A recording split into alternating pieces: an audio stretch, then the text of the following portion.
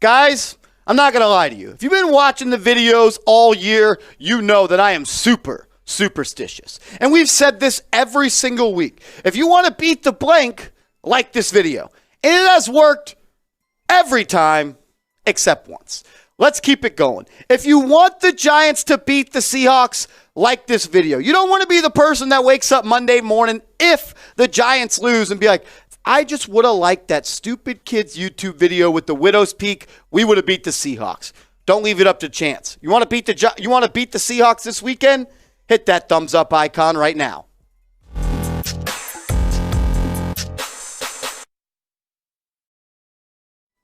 Shout out to the real ones. You're watching New York Giants Now by Chat Sports. I'm your host, Marshall Green, as always. In today's show, we're going to go through the latest injury news and injury report for the New York Giants. We have some big news surrounding some fan favorite players that we're going to break down. And then we're going to do a Giants versus Seahawks preview. And I will give you 5 keys to victory that I think if the Giants do them, we'll be 7-1 heading into the bye week. But first, let's start with the news of the day.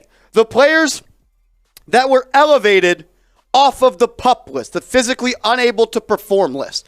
Nick Gates, Matt Peart, Rodarius Williams, and Elerson Smith. They were all back at practice today. That's big. Nick Gates, if he can ever get back, I know it's a scary leg injury. If he can get back to what he was, he'd be the Giants' second best offensive lineman. Matt Peart, with Evan Neal out, we're going to need him back sooner rather than later. We are thin at the cornerback spot. I love the way Fabian Morrow has played, but Rodarius Williams showed some signs of being a great football player. Be good to have him back, and I'm intrigued to see the type of player that Elerson Smith is going to be. He flashed a little bit in preseason as well as training camp. The former mid-round draft pick. I think he's a guy in a Wink Martindale system that can really become an elite pass rusher. I think Elerson Smith is going to make a name for himself this year if he's able to get back on the football field. Nick Gates being back 13 months after having that catastrophic leg injury. 13 months and 7 surgeries later, Nick Gates is back. Nick Gates is a warrior. A lot of people thought that he would never be able to walk again, that he'd never be able to play football again. And here he is, 13 months and 7, not 1, not 2, 3, 4, 5, 7 surgeries later. He is back and practicing, and he might suit up this weekend for Big Blue. Let's show him some love, guys. This is someone that has battled. He bleeds Giants blue. He's a captain. He's a leader, and he is a freaking warrior. If you're hyped up or just proud of Nick Gates for overcoming the adversity that he has, I want you to type his jersey number, 65, in the comments. Go back and look how nasty that leg injury was. It is truly a miracle that he is back with a legit shot at being a great football player again. Type 65 in the comments to show our guy, Nick Gates, some love. People that did not practice on Wednesday, there's a couple of them, so we'll go through them. Daniel Bellinger, he's out indefinitely. We know that Bellinger's not going to be ready to play for a couple of weeks, maybe even the rest of the season, as he had that nasty eye injury and a face fracture. Prayers up for 82. Ben Bredeson also had that knee injury last week against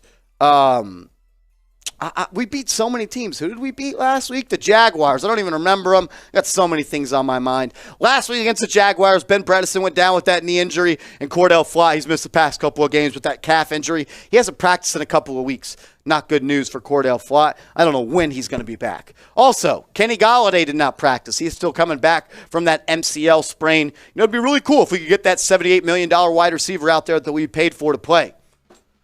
I don't know when that's going to happen. Evan Neal, he also has that MCL sprain. He's going to miss a couple of weeks. I would say 3 or 4 weeks until Evan Neal is back. Kadarius Toney, once again, did not practice with a hamstring injury. I'm not even going to talk anymore about him because it just upsets me every single week. Maybe after the bye week, Toney will be back, but I feel like getting my hopes up is just going to let me down at the end of the day. And Oshane Ximines, who did not play last week, has had some big plays this season dealing with a quad injury. He did not practice as well. Guys that were limited participants, and I think all of these people will play this upcoming week. Tyre Phillips, he was the replacement for Evan Neal against the Jaguars this past Sunday. Played okay. You know, he's a backup offensive lineman for a reason. He's dealing with a toe injury. was a limited participant at practice. I do expect him to play. Jason Pinnock was a guy that hasn't been practicing for a couple of weeks, and he's now back to being a limited participant. Be cool to see him out on the football field this week. And Leonard Williams dealing with an elbow injury. I don't expect him to miss any time. I expect the big cat to be out there this week. I'm going to be honest, guys. Here at Chat Sports, we have multiple NFL channels. This one, Giants Now. We also have a Seahawks Today channel that's hosted by Tyler Jones, and he has been talking smack to me all week. So many jokes. It's the Giants. It's Daniel Jones. Y'all are underdogs again. And then I walk into work today, and he tells me, hey, Marsh, did you know that Seahawks Today has picked up more subs this week than Giants Now? And I said, you're lying. No way. Giants Now, they have my back. The real ones wouldn't let that happen. And he sent me the numbers, and he was unfortunately right. We are losing, but we have time to make it up. Let's not only win on the football field this week, let's win in the subscriber battle. We're subbing for Giants dubs. Sub for dubs. Giants videos every single day on this channel. You want to beat the Seahawks? Go down right now. Hit that big red button. Let's go now through my 5 keys to victory to beat the Seattle Sea Chickens. Number 1, get pressure on Geno Smith. He's probably been one of the most under-talked about players in the NFL this year, very similar to Daniel Jones. Geno Smith has been great. We'll talk about that in a second. But he has been sacked 16 times this year, which is the 11th most in the NFL. Their offensive line in Seattle, it's not that good. You can get after them. I'm expecting a double-digit sack game, not double, 2 sacks this week from Kayvon Thibodeau. I think this is the week that Kayvon Thibodeau lets all the Giants fans know that he's for real. And he's going to have to. Wink Martindale's going to have to dial up some pressure because Geno Smith has been on fire this year, completing 73.5% of his passes, likes to get the ball out of his hand pretty quickly. So you're going to have to get some pressure on him. And if you don't get pressure, keep high hands to get your hands in the passing lanes. Throwing for 1,700 yards, 11 touchdowns, and 3 interceptions. The TD to INT ratio is really good for Geno Smith. So getting pressure on him will put him in a spot that he's not able to be as successful as he had. That's my number 1 key. Got to get pressure on Geno if you want to win this week. Number 2, it's time for the offense to step up. And they've done their part. They've been good so far this year. But the defense is really the reason the Giants are one of the best teams in the National Football League. They're holding teams to 17 points per game. You're not going to be able to do that this week. We'll show you Seattle's offensive stats in a second. But the reason the Giants' offense has to step up is because this Seattle Seahawks defense is one of the worst defenses in the National Football League. They're giving up 26.6 points per game.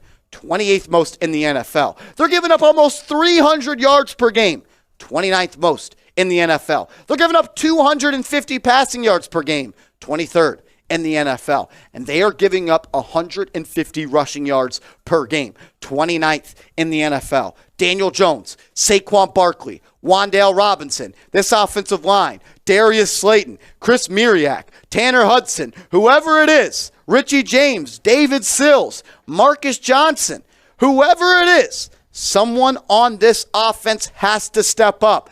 Seattle is going to put up points. We're going to have to match them. The offense is going to have to be the reason this team wins a football game this week and the Giants go 7-1.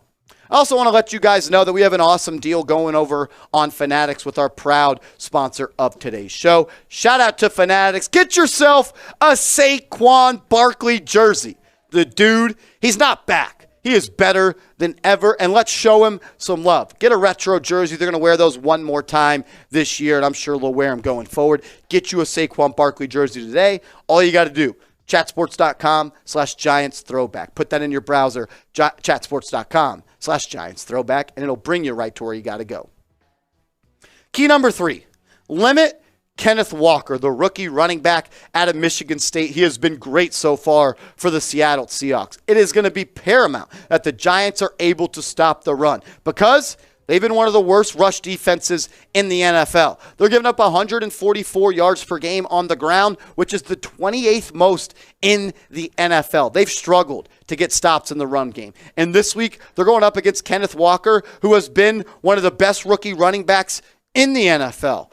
Didn't play all that much to start the year. Rashad Penny was getting the bulk of the carries, but ever since he got hurt, Walker's been the workhorse, and he has taken off. Go look at what he did against the Saints. Go look at what he's done the past couple of weeks. He's got 411 yards, 4 touchdowns. He's averaging 6.1 yards per pop. If you let him run over this defense all willy-nilly, kind of like you let Travis Etienne do it, you're going to be in for a long day, and this is going to turn into a shootout.